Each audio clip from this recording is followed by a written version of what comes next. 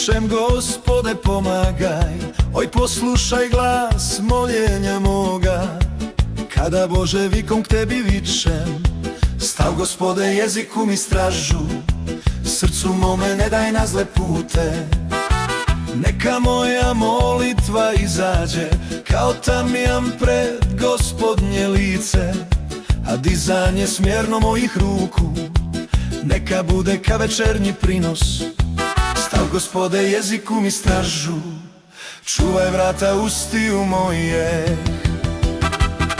Srcu mome ne daj na zle pute, da sablazni ne počini djela, s okolijem sa bezakonici.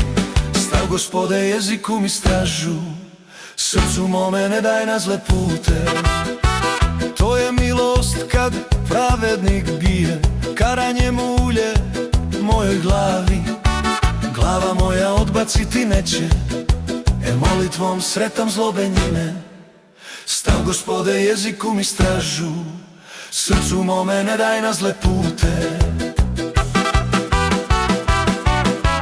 Vele može skakaće njihove, niz kamene klisure vrletne, moje riječi sve će klikovati. Stav Gospode jeziku mi stražu, srcu mome ne daj na zle pute. Javi kao što se zemlja ore, tako ti se kosti naše siju oko vrata mjesta paklenoga. Stav Gospode jeziku mi stražu, srcu mome ne daj na zle pute. Elej k tebi Gospode svevišnji, sve obraćam oči i uzdanje, ne proljeva jadne moje duše. Stav Gospode jeziku mi stražu, srcu mome ne daj na zle pute.